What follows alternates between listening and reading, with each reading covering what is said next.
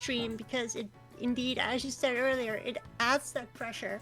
So it looks like we're going to go in game Dan versus Zaki. I know Zaki's going to go Pika, and we might see a Palu here, honestly. I think Dan is going. He's going Inkling because he mentioned that he doesn't really like the Palu Pika matchup, so he's gonna go comfort and go with his. Not this one as well. Sorry, I'll No change problem, it real quick. no problem. So let's go to Final Destination. That is a tough stage. Go first for the Inkling player. Very good save for Pikachu, and Pikachu immediately turning his back towards the Inkling, just getting ready to go that back air out of shield. Frame 4, ladies and gentlemen. Like, honestly, this is a great stage for both characters, so I'm not surprised that we end up going here, but I do think it might be a little bit better for Pikachu in this matchup. Because he does have, you know, the horizontal coverage with the Thunder Jolts, and that's the way he gets in. Yes, and you get that kind of stuff, and Dan from the bat on really having some trouble getting in. Like, it's so much harder to hit those back airs when you have a small body to take into account, and here he goes with the forward air into a jab combo. Praise some good old paints. Yeah, the thing I would like to see on Final Destination, as there of course are no platforms, Inkling has the chance to catch some aggressive landings with the roller. Maybe we'll see some of that, but that does seem like a big thing on this stage for Inkling. Yeah, for sure. And the one also really big thing is that against Inkling, a stage like FD makes it so that you cannot land. You need to go to the ledge most of the time. Ooh, missed the roller confirmed. Oh, there it is. Still got something out of it. And, gets the timing with a really aggressive quick attack here from Pikachu. Gets instantly punished with the F smash, and that'll be the first stock. Well, initially it looked like Zaki was landing a lot of pressure. The tables have already turned towards Dan's favor, trying to go for the ledge trumps, not quite getting that. Yeah, I like the attempt though. That really makes Dan aware. It kind of is a statement saying, hey, you need to be careful on the ledge because you cannot just chill there. And by putting that out there, you know, a good player notices that and it's like, all right, that means that I might, you know, have to mix up my ledge options quicker and cannot just wait very patiently. Exactly. And what we see here is Zaki trying to get some kill confirms, looking for that F smash and just getting punished for that. Zaki trying to close the stock but down, playing very well around all the kill confirms and kill moves that Zaki's throwing out. Just racking on the percent wherever he can, trying to go for the jabs, unfortunately misses. That's such a good way for Inkling to get some percent because that feint does add a lot of damage. Yeah, and exactly, and the problem now is that there are no more combos left for Pikachu. A stray hit might do it or a hard read, but there are just no setups anymore who will confirm at the moment, and that is a huge problem for Pikachu, who has some issues killing off stray hits. Like, he could do it with a forward air off stage, that'll definitely kill, or a smash read, but yeah, that'll be the perfect 182%. This Inkling lived forever. Yeah, that's a bit of the thing with Pikachu, you know, and especially against a character like Inkling. Pikachu needs those kill setups to find a kill, which is already kind of rough online, and then added that Inkling is a character that's just extremely difficult to hit sometimes.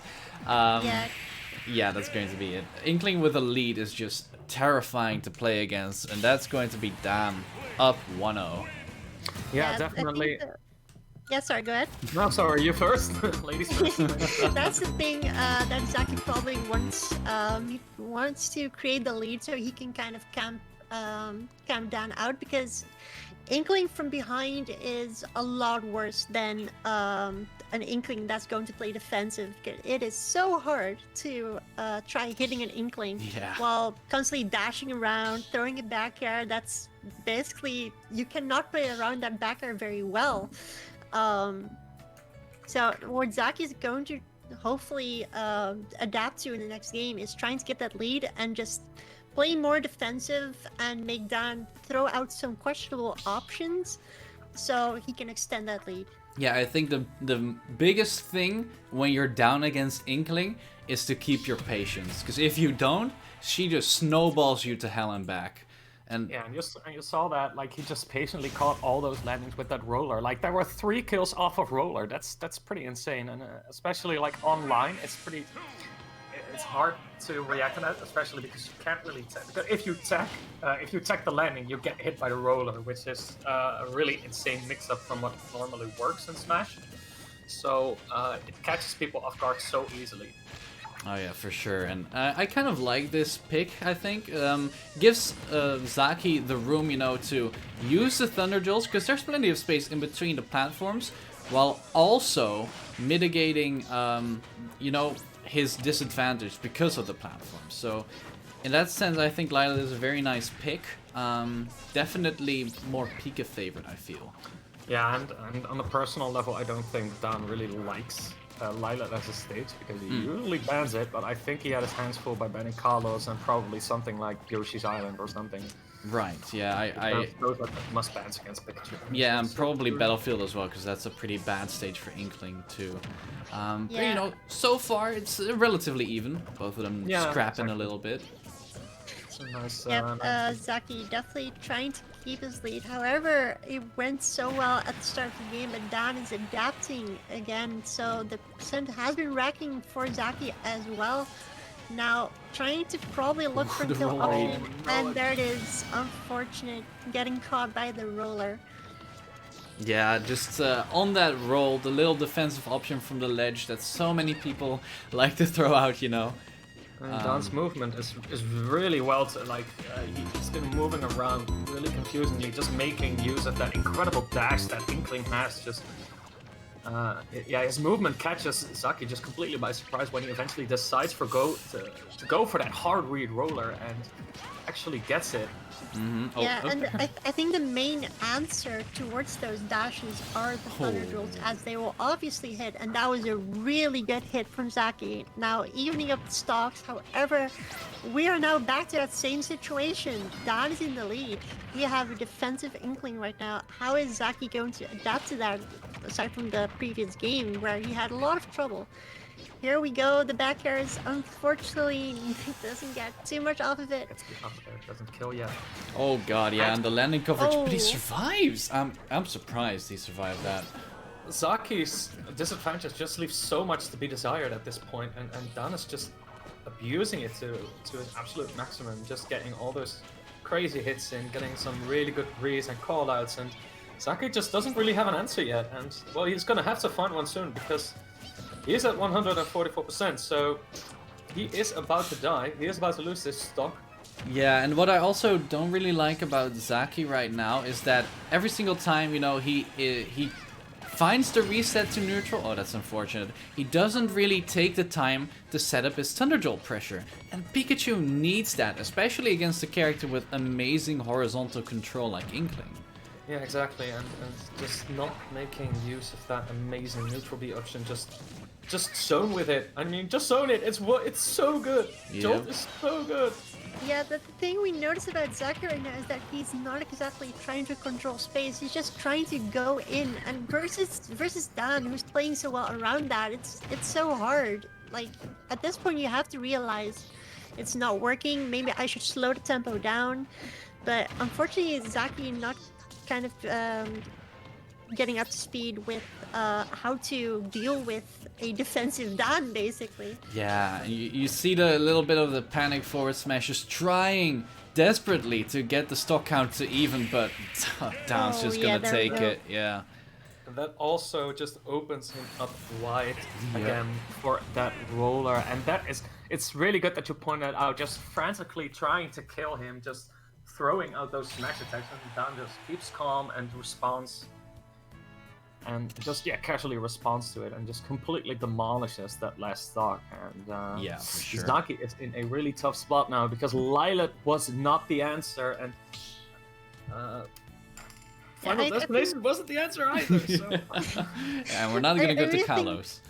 Yeah, I really think Zaki really needs to take a little bit of time, collect himself, and think, okay, what can I do to play around this? As you mentioned earlier, using the Thunder Jolts a lot more and utilizing them a little bit better, because all Zaki has been doing actually is just trying to get combos. Like, as we see, he runs off of the platform, immediate fair, just trying to go in with a landing fair. I would love to see some more some more Thunder Jolts, as you mentioned, just before the control. Yeah. We do see one combo right now, but I don't think this is going to stay that way for long. Also see a lot of dropped inputs here from Zaki, who, if he gets in, it always is very unfortunate that his combos seem to not rack up the percentages that he actually wants. I'll be honest, like, I was just doing something with the scoreboard thingy to swap the names, because they swapped places, and then I saw the stage, I was like, wait a second, why are we going here? But then I saw it was the battlefield variation. I was very surprised for a second. But yeah, it is one of the rarer battlefield variations. I think I've never seen this online, so I've never in bracket. So it's definitely refreshing. Yeah. Yeah, exactly. I like when people do variations of battlefields. Yeah, exactly. for sure. I like the stage pick because Inkling, as we said, is not good on the stage. I gotta say though, Pikachu is also not very good at this stage, but so far it's been working out very well. Zaki with the patience. It's just a comfort pick, I think, for Zaki. Just pick to your. It's his last game. He's 2-0 down. So better go to your favorite stage in terms of looks and what makes you feel the best game. Yeah, exactly. And one thing I saw earlier, Zaki not really paying attention to when Dan was at the ledge, not really going for any ledge trap, just throwing out a hitbox at mid stage. I'm kind of confused by that, honestly, because you can, if I'm not mistaken, the ledge trapping by Pikachu can be very scary. Now landing the falling neutral into up smash, very good confirming Zaki. Now he gets to play the defensive game. Yeah. I hope he keeps this up. This is what he needs, basically, because he's been down every single game so far, but now he has the privilege to say, no, you gotta approach me. So let's see if he actually makes use of that. He's kind of cornering him there, but most of the time, he's still approaching, which surprises me, honestly. I would camp the hell out of that Inkling right now, especially when you're ahead. You just want to camp. You just want to put up, pitch your tent, and just go. And now Pikachu's at 120%. So now, yes, actually be careful. He's about to lose that stock with a better going off stage here, down with his paint. We do finally see the Thunder Jolts coming in play, though. That's really good, but he needs to use them a lot more now because Dan is looking for those confirms. I've seen him use Roller already, knowing that Zaki wants to approach with a landing hitbox. Ooh, barely survives. Oh, that was almost killed. Yeah, I've seen some pretty weird DI from both of these players, but Zaki did survive. That's good. At the ledge right now. But he makes his way back and, yeah, resets to neutral, instant Thunder Jolt. That's what I want to see. At this point, it's also Dan really struggling to get the kill. Never mind, as I say that. With the grenade. The kill literally rolls to Zaki, just bounces towards him. And that's a nice jab combo. And actually, Zaki is, this is a problem because Zaki is, well, inked. He is in disadvantage and he is completely inked almost, so that's a lot of damage Dan could be racking up here. Although Zaki finally showing signs of life here, moving around the map carefully, not really using the Thunder Jolt anymore. I think maybe he panicked a bit because it's starting to equalize again. Yeah, yep, and I mean that is a factor. Once you get that ink on you, it kind of adds some, mental pressure. I have definitely been there where you're playing against an Inkling in bracket and you get jabbed and you're like, okay, I do not want to get hit at this moment. And it kind of messes with the way you want to play the matchup. Okay, Zaki has found an entry yet. Not waiting for the landing here, just going straight down. Just jumping again. So one thing I also saw from Zaki that was really good. He normally kept getting hit by the roller on a aggressive landing, finally using the Thunder Jolts in front of him while landing, so the roller from Dan actually clanked with it and was able to still keep his stock, but there goes a really good read on the jump, going for the up smash. Now Dan is back in the lead and I'm very afraid for Zaki. Yeah, and now gets the up smash, gets the neutral into up smash, but you see him going for it so frantically, and this time it worked, but it's been a tough match and a tough jump getting kills here for the Pikachu player, and now he's caught in a jump, not gonna get a whole lot from it. Nope. Yeah, it's pretty even. I do want to say that, you know, Zaki, I didn't really get the feeling that the up smash were frantic because he confirmed off of them with the nair. But, you know, you can see in his playstyle, I agree, that once Inkling hits like 150, he gets kind of antsy and he wants to kill. You can see that. Yeah. He starts looking for these hard reads because he knows he's out of options. He knows that the only way to kill him is with a stray hit or a hard read. And it's just so hard to get kills off of that and so frustrating because you see the percentages rack up and you start to get more desperate for a kill almost. And yeah. I'm kind of surprised that Dan went for a charge there on the up smash, but he still got a hit, but it was kind of greedy. It was very greedy, but it paid off. This time it gets the roller again, and that should be it. A clean 3-0 for ZoGeDaan, who promotes to Platinum, and Zaki is gonna have to redo the climb back up from Gold. Indeed. So congratulations to ZoGeDaan. Very well played. Unfortunate by Zaki just being way too aggressive, not focusing as much on keeping his stock, not playing without an aggressive hitbox to the ground, which led him to get caught by a roller a lot of times. So what we basically saw was Zaki kind of not knowing an answer, so just kept on throwing out kill moves, throwing out moves that could have comboed if they hit, but ZoGeDaan trying to dash out and in, trying to punish those aggressive landings, and it just kept happening, and managed to close it out. And also, Sushi, thank you for the sub. I appreciate it. And Tanky Kang as well. I appreciate it as well. Sushi difference. It's the sushi diff. Thanks, guys. What I wanted to say was that, oh, that's strange, it doesn't update. What I wanted to say was that Zaki, what he kind of struggled with as well, was that